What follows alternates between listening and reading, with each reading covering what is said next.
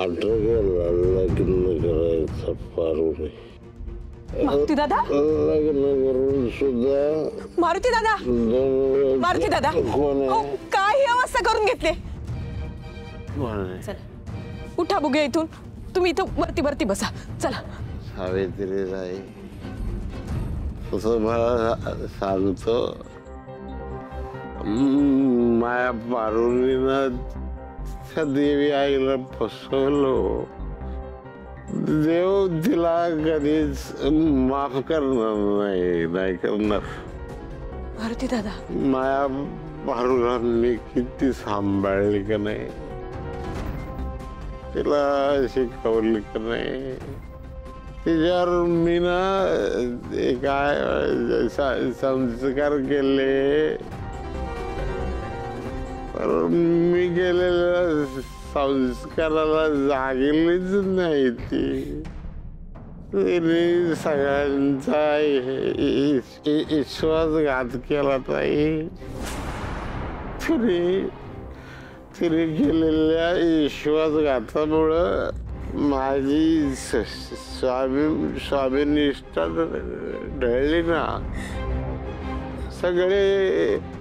सगळे माझ्या स्वाभिनिष्ठेवर असं बोट दाखवायला लागले, बोट दाखवत. मारुती दादा शांत व्हा बघूया. लोकांनी बोट उघडले. मारुती दादा, तुम्ही मला म्हणता देऊन घ्या. तिला गावाकडनं इथं आणली मी. म्हणलं मोठ्या घरात काम करल, माझ्या नजरेसमोर राहील, तिथं लग्न करायची इच्छा होती, पण तिनं हट्ट केला. काय करू मी आता मारुती दादाच? त्यांची ही अवस्था दिवसेंदिवस बिघडत चालली. कसे सावरणार आहेत यातून?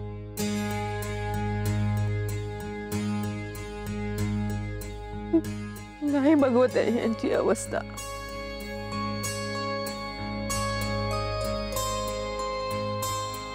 काय करायला हवंय मी?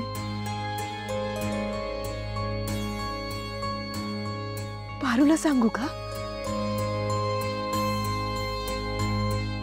तिला सांगून तरी काय होणार आहे? अहिल्या मॅडमने तिला या घरात यायला मनाई केली ना.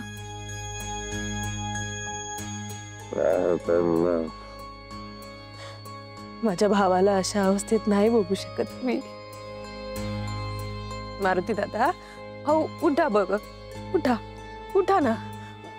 2 घास खाऊन घ्या. चला. हा चला, उठा उठा.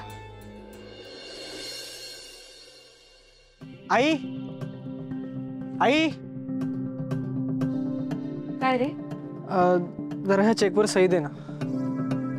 कसला चेक? अगं दादा त्याच्या प्रोजेक्टच्या संदर्भात जरा चेन्नईला जातो. स्टडी टूर आहे असं समज ना. तर त्याच्या खर्चासाठी पैसे आपल्याला द्यायचेत म्हणून चेक. वाव, असे पण पैसे देता येतात का?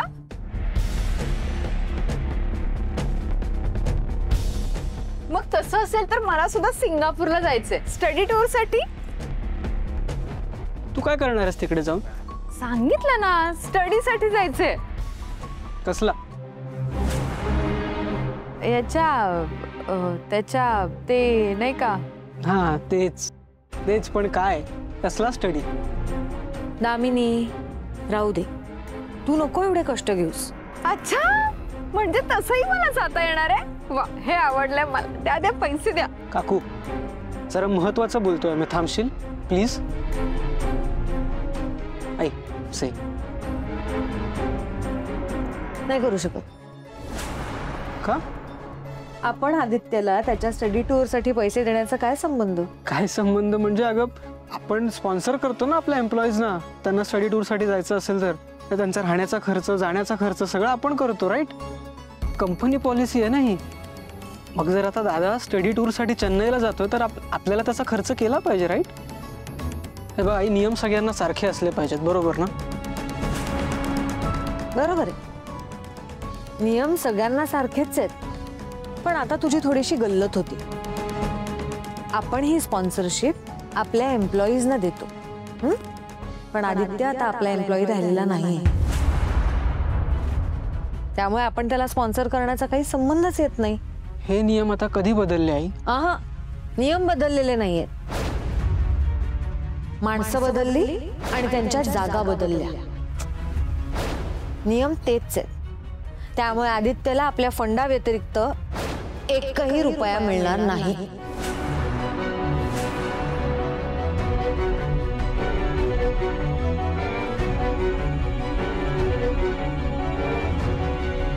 दादा, तुला चेन्नईला जाण्यासाठी एवढी बॅग पुरेल का?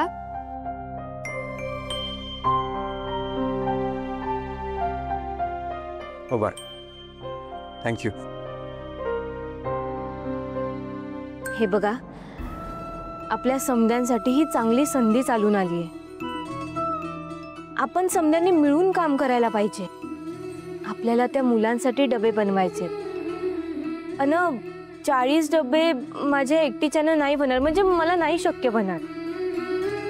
आणि त्यासाठी मला तुमच्या समद्यांची मदत लागेल. तुम्ही मला जर मदत केलीत ना, तर अर्थात मी तुम्हाला त्याचा मोबदला नक्की देणार आहे. हे बघा, आपण जर का मिळून काम केलं ना, तर तुम्हाला सुद्धा तुमच्या संसारात हातभार लावता येईल. तुम्हाला तुमच्या हक्काचे पैसे मिळतील. पारू, तू बोलतेस ते आम्हाला पटतंय. आम्ही काम करायला तयार आहोत तुझ्यासोबत. हो, आणि मोठमोठ्या घरात जाऊन काम करण्यापेक्षा आणि मालकिनींच्या शिव्या खाण्यापेक्षा ही तर तुझ्या सोबतीनच काम करू. हो ना, चाळीत राहून काम करायचं तर आपल्या आपल्या पोरांकडे बी लक्ष देता येईल. पारू, आम्ही आहोत ना, तू घे काम. पारू, थोडी काळजी वाटते. नाही म्हणजे मी जर तिकडे गेलो तर तू एकटी कसं करशील सर? आदित्य सर, तुम्ही अजिबात काळजी करू नका. ही समधी माणसं आहेत की माझ्यासोबत. तुम्ही निश्चिंत राहा. आता तुम्ही फक्त तुमच्या कामावर लक्ष द्या. मला सांगा, तुम्ही तिकीट काढलं आहे ना? हो हो, लगेच बुकिंग करतो मी. बर, खर्चाला पैसे आहेत? हो.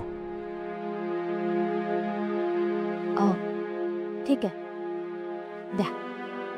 बॅग बघ द्या. आलेच हा.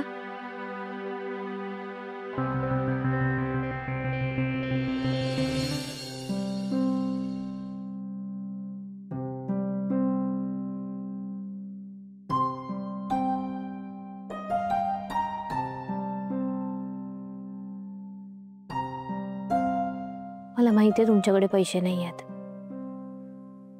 पण तुम्ही बी स्वाभिमानी आहात. माझ्याकडनं पैसे नाही घेणार तुम्ही. पण काळजी नका करू. एकदा का तुमचा प्रोजेक्ट सुरू झाला ना, की तुम्हाला प्रगती करण्यापासून कुणीच नाही थांबवणार. तुमची बायको आहे तुमच्यासोबत.